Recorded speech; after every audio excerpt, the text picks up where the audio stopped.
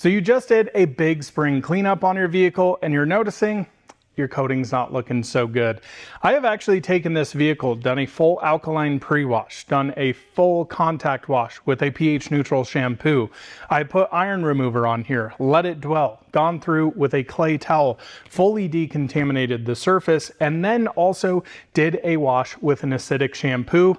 And this coating is actually dead. So the big question is, where do we go from here? Well, in today's video, we're going to talk about it. Welcome back to the channel. Let's jump into it.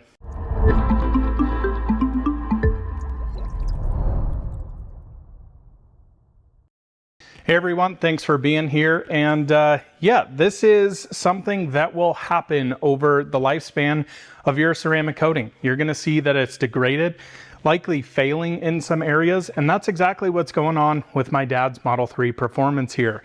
This car is 3 years old, only has about 30,000 miles on it, and I can tell you down the side of the doors, on the rear end, the coating is basically gone. The way that I know that is we have gone through, fully cleaned and decontaminated the surface. Like I said in the intro, going through with an alkaline pre-wash, letting that sit on there, break down the road grime, all the organic material, rinsing that off, refoaming it again with a pH neutral shampoo, doing an entire contact wash on the vehicle. Then after I rinse that off, I noticed, wow, it's not really looking all that good. So I broke out the iron remover, sprayed down the entire car, quite a bit of contamination, not really that bad in all honesty for a 3-year-old vehicle that's seen quite a bit of winter and daily driving, sitting outside quite frequently as well. After that, went through, clayed the entire vehicle with a clay towel and rinsed it off. And I still was seeing, man, this coating is really not looking good in the lower areas. So the last real step you can do there is using an acidic shampoo. So I grabbed out my CarPro D-Scale, foamed down the car, filled up a bucket with an acidic wash, went through it, rinsed it, and it's pretty much dead at this point. And this coating on here was actually Geon Infinite Base Type 1, which is a pro level coating from Geon. And I know for a lot of you that might be quite surprising for a coating to die after 3 years, but this is the story, and we need to tell these stories of how this happens with ceramic coatings. A lot of companies, a lot of detailers sell these as lifetime products that, you know, keeps your car cleaner for longer, which I do agree it does. And having frequent maintenance will make it last longer. I absolutely agree with those points, but I never really agree with really long-term coatings. Ideally, I think between 3 to 5 years is a realistic lifespan on a vehicle, depending on how you maintain it, how you clean it, what kind of environment your car's in, whether it's in Colorado, whether it's in sunny Southern California, the Midwest, wherever it is, that lifespan is going to vary. So with all that being said, where do we actually go now? And this has been a comment that keeps coming up in some of my videos when we're talking about ceramic coatings. And a lot of people are like, okay, so I've gone through, I've cleaned the car, I've clayed it, I've done all the decontamination, the acidic wash, the alkaline wash, the pH neutral wash. Can I just coat on top of this? The short answer is no. So now we're moving into the stage of we actually need to strip this coating. So I'm going to walk you guys through what that process looks like.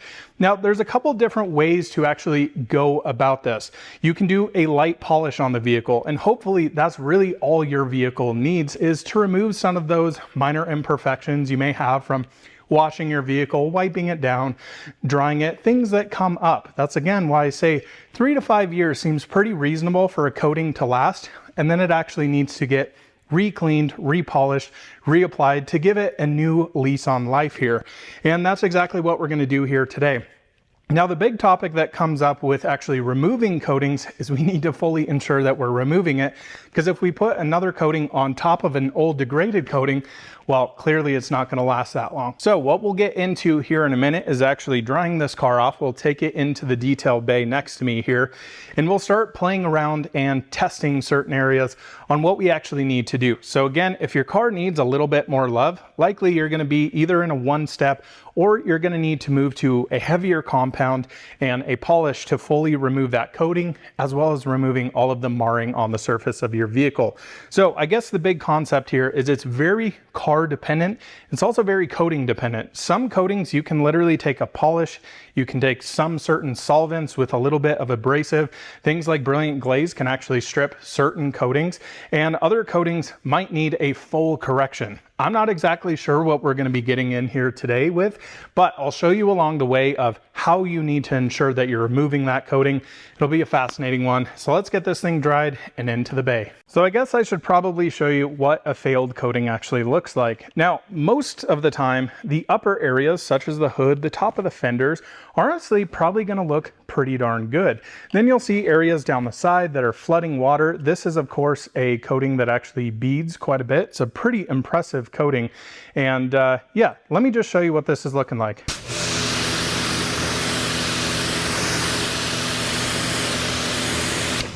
So still really nice water behavior there on the top of the hood and looking pretty darn good.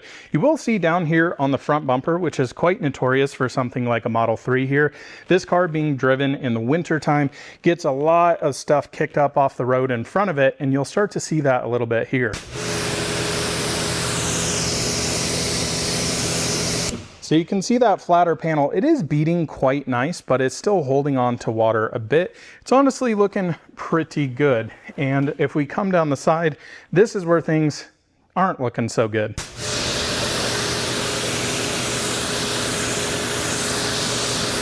So you'll notice the top of the door there looking really nice, beading up well, and then down the sides,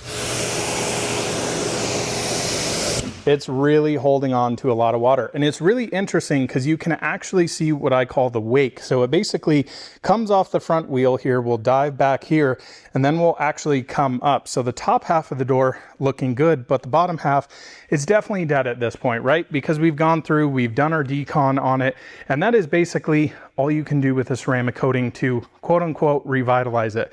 Now, a lot of those shops and places who sell lifetime coatings, you know what they're gonna do here? They're just gonna toss a bunch of toppers on this and go, hey, your coating's brought back, it's looking amazing. And that's one of the things that I see, unfortunately, very often when it comes to ceramic coatings and just unhonest shops, to be totally transparent.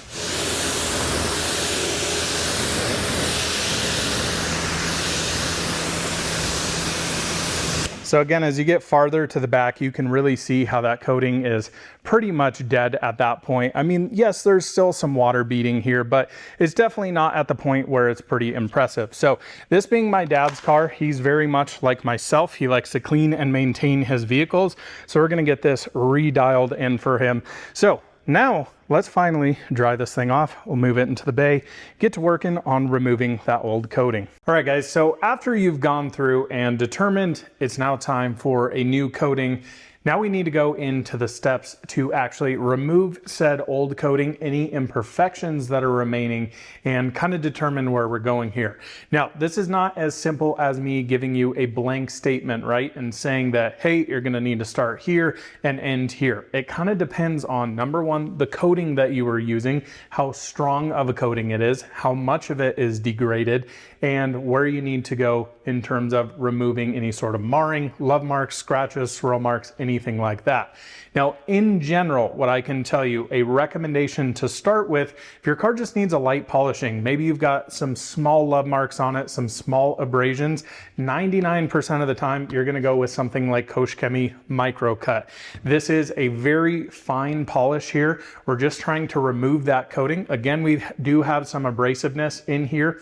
Most of the time, this will take everything off. Some of the time, you'll go onto the vehicle and you'll just notice it's really not taking that coating off. One, either quickly enough or not doing enough work. Now, typically I pair that with a yellow Rupes foam pad. This is important to use these over the white yellow Rupes. I never like polishing whatsoever with those. They're a little bit too soft in general, and they tend to fold over themselves, especially when you're working on like jet black non-metallic cars that are very prone to marring. I know it makes the most sense to go down to the softest pad possible because you're working with very soft paint that shows everything. And in fact, it actually can make your life a little bit harder. So I like to start here. If you're noticing after this stage, and again, I'll show you how this actually works on an actual panel here, that it's not removing the coating, you're gonna need to bump up a little bit. Now this is Kosh Chemie Fine Cut, and I'm just using the Kosh Chemie line as a nice reference here because they make some great polishes and compounds alike. It's not to say these are the only one that'll work, of course. If you have your favorite brand, those will be fine.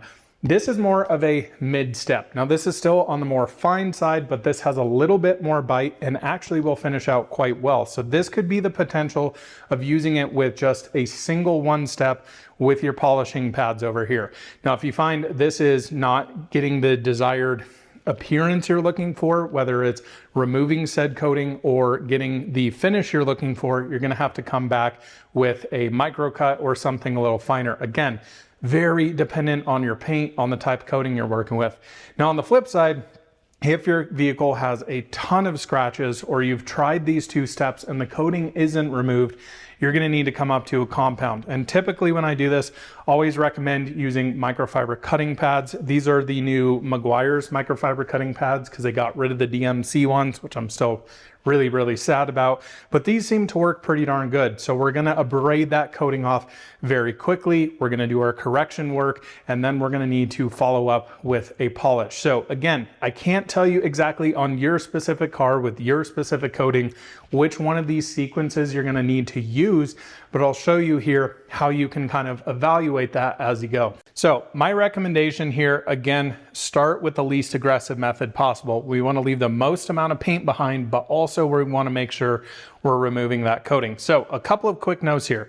I would start off with a 3-inch polisher and do spots on here. So we're gonna work in this particular area right here.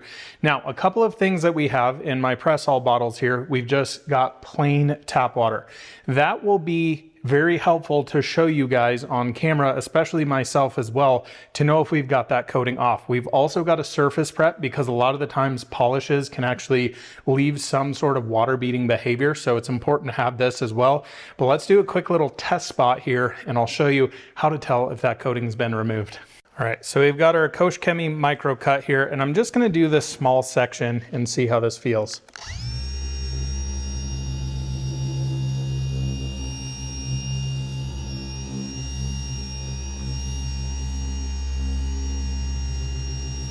Now, typically when I do this, I'm gonna do about 3 passes or so. That's gonna let all of the abrasives inside of the polish essentially break down. That could be one issue why you're having trouble kind of finishing out polishes sometime here. But we're gonna start there, okay? Then what I'm gonna do is I'm gonna come in and I'm gonna wipe this off. Now it feels nice and slick, like it should. So what I'd recommend you do at this point is actually spray your surface prep on here. And you're probably already gonna see where you're seeing a lot of beading and this is already flat. So that tells me that we've actually done a pretty nice job at removing 99% of that coating so far. So again, this might be the case of this really polishing it is actually all you need. Now I'm gonna take my pure plain water here. And what's interesting, you'll notice as I do this, we've got a lot more water beading here, but we do still have some beading in this particular area. So what I would say, this should be probably a little bit more flat. It's pretty good.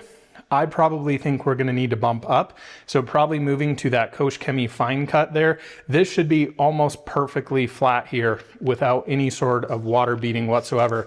And you can clearly see it's getting there, but we definitely need to abrade this down a little bit more. So my recommendation now would be to bump this up. Now again, this is the case of we wanna make sure we're removing the scratches here and the coating. So if you're just at the case of like, hey, my paint is thrashed, okay, you're probably just gonna wanna start off with a compound and then go into a 2-stage polish there. But this is looking pretty darn good. It's just super important you make sure all that coating is completely gone. All right, so I've now got Koch Chemie fine cut on here. Again, this is more of their medium step, and we're gonna see how this does. Again, we're looking for very flat water behavior here. So what I'm hoping I see here is right where I'm moving the pad. Once I take this off, I've done my initial kind of layers on this, my 3 little passes here. That area should be 100% flat. That's what my key indicators are for my coating is gone. Pop this over here. So we'll wipe this section down so I can already feel quite a bit tackier here, which to me is saying, hey, we're doing a little bit better job. So hopefully you guys can see this. Yeah, right there, you can almost exactly see where we've removed that coating. We need to do a little bit better job here just for demonstration purposes, but hopefully you guys can see that water beading over here in areas, and then it's very, very flat on this side right here. So that's a key indicator to me that coating is gone, at least in this area. Here where it's beading a little bit more, we probably need to do a little bit better of a job. So again, the big thing here, you just have to decide what is best for your specific car. I cannot tell you that. And this car definitely has some more areas that have some heavier scratches in it that we're gonna need to probably do a light little compound on, and then we can come back and finish it. But this is also not at the case where the car needs a full correction on it, just in spot areas, because most of the car actually looks really, really nice. All right, guys, so we're looking pretty good here with the Model 3. So we've gone through, we've removed all the coating. This is now a good time if you have some more polishing residue, compounding dust, to actually rewash the car. This is something I always do, and this also helps me ensure that we've actually stripped everything off. So I want to show you how the hood is looking here.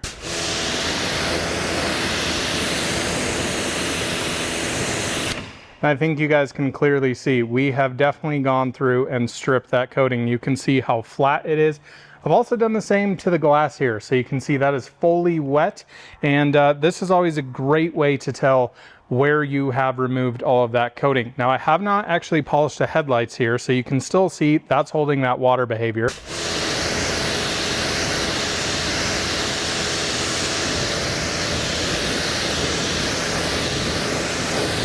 You can just see how flat that panel is. So that means we have done our job. Now I'm gonna come back through and do a final polish on this just to refine the surface. It's something I always do. But basically at this point, once you've removed that coating, you wanna go through, do your panel prep stages. So I'll see you when I'm ready to do that. All right, guys, so we're all finished up here doing all of our polishing, our coating removal, and you can see this thing is looking awesome. Pretty crazy to think this car is 3 years old and has 30,000 miles on it. It genuinely looks brand frickin' new now. So super happy with how this came out. Now, I do have a full dedicated video on talking about the nuances when it comes to ceramic coating, some tips and tricks along the way of things that I've learned through the hundreds, if not even getting into the thousands at this point now, of cars that I've actually coated, how you can go about it, ways to strategically think through it for a cleaner, better overall install. But from here, the most important step, and this is in general with ceramic coatings, is using a surface prep here. Now this is going to be a coating prep that's going to go in there, remove all of the polishing oils, all the polishing residue, anything left over on the paint. Now, of course, this isn't going to remove a ceramic coating, but all of that polishing residue, going to strip that off to make sure we have a good surface for that coating to actually adhere to. Now, I actually like using the Rag Company FTW. These are actually glass towels, but actually perfect for this specific use case.